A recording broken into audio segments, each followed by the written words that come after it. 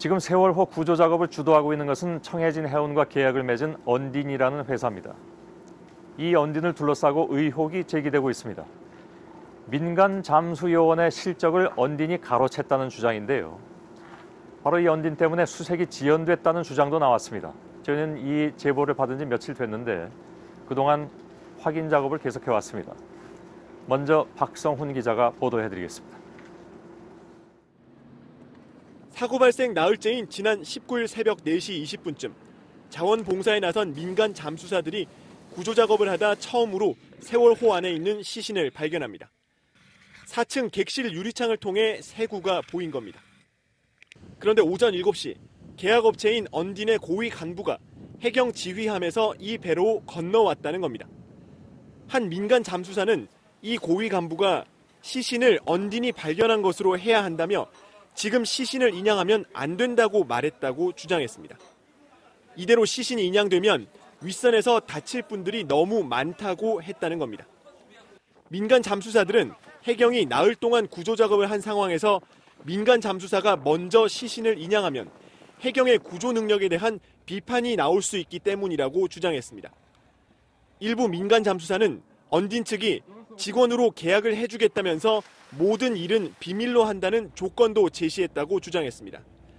실제로 공식 브리핑에선 언딘이 시신을 발견했다고 발표했습니다.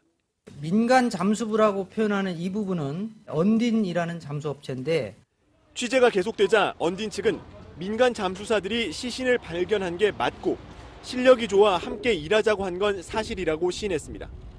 그러나 나머지 의혹에 대해서는 사실이 아니라고 밝혔으며 윗선에서 다칠 분이 많다는 등의 발언도 한 적이 없다고 반박했습니다. JTBC 박성훈입니다.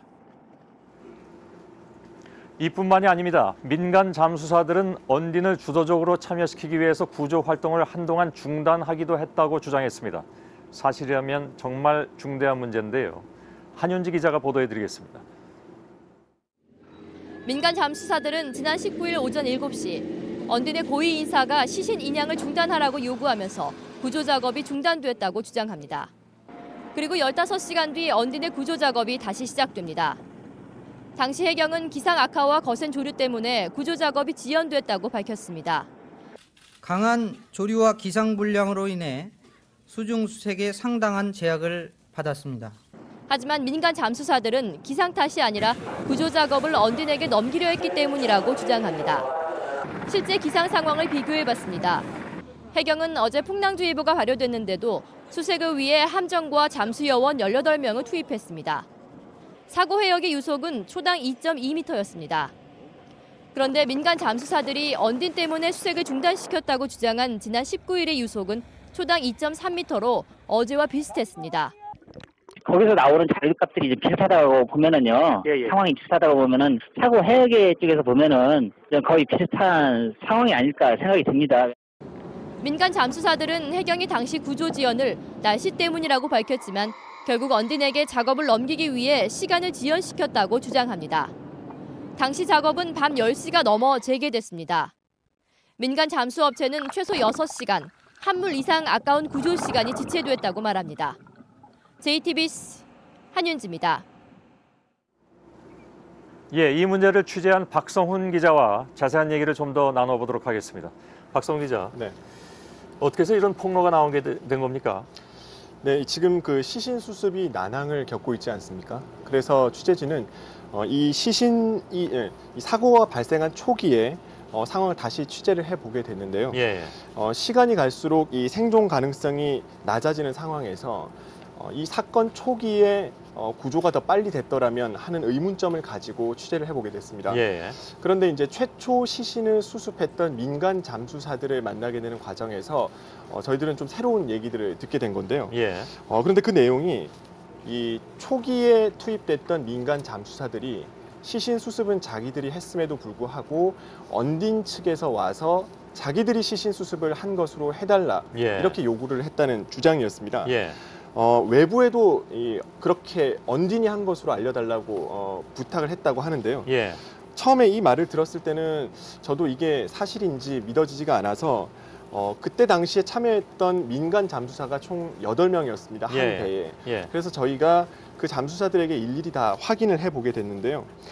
이 민간 잠수사들에 따르면은 실제로 이제 이 언딘 측에서 이런 요구를 한 것이 맞다라는 복수의 증언이 나오기도 했고요. 예. 또 이 급박한 시기에 자원을 해서 이런 그 구조 활동을 하고 있는데 이 시신 발견한 것을 이 공식 구조 업체인 언딘이 한 것처럼 해달라고 요구를 하기에 매우 마음이 아팠다 이런 얘기를 하기도 했습니다. 예. 근데 그 발견된 시신을 인양하지 말아달라고 했다는 부분은 참 믿어지지가 않는데요.